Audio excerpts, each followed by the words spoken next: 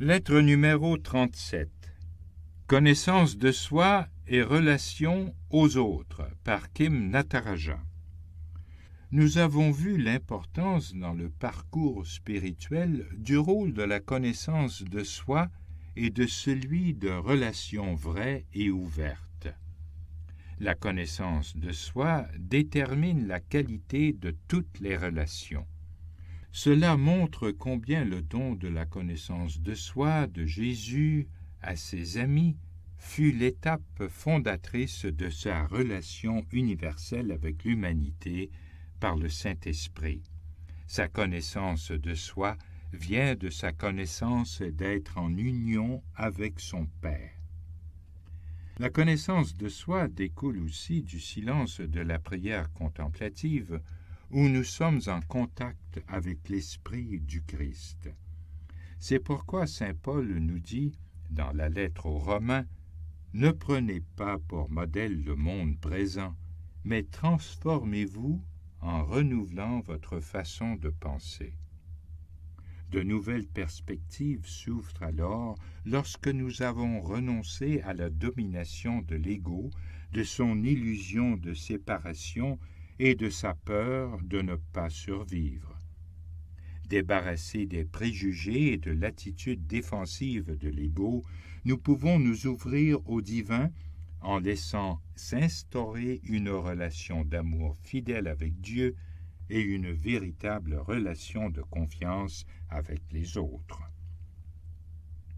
Ce processus qui conduit à l'union à Dieu est la base de tout l'enseignement de la méditation.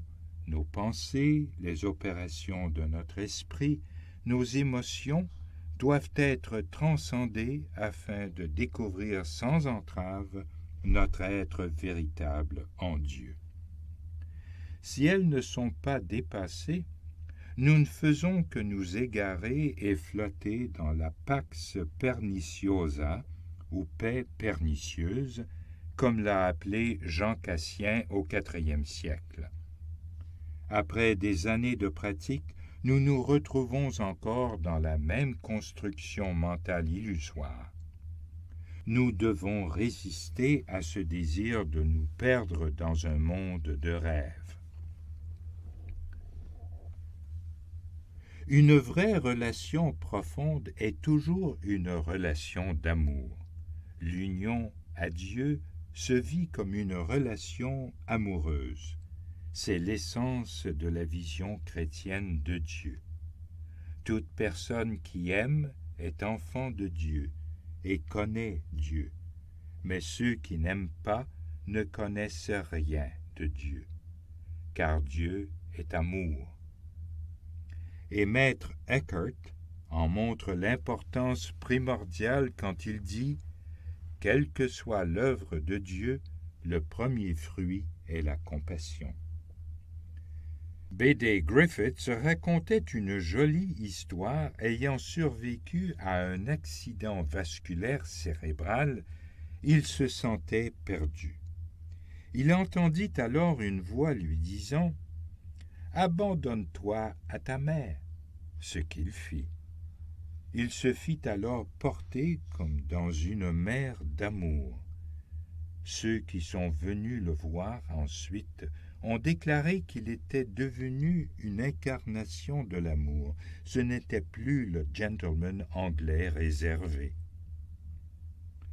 Lorsqu'on demanda à John Main comment se préparer à la méditation, il répondit de le faire par des petits actes de bonté. Lawrence Freeman dit que le seul critère de progrès dans la méditation est « Y a-t-il plus d'amour ? Plus d'amour envers soi-même et envers les autres. » Comme le disait Évagre, le père du désert, « Si vous vous aimez tous les hommes comme vous-même. » Ayant trouvé Dieu au fond de nous-mêmes, nous le trouvons partout. C'est l'objectif de la vie spirituelle. Mais Évagre reconnaissait que ce n'est pas simple.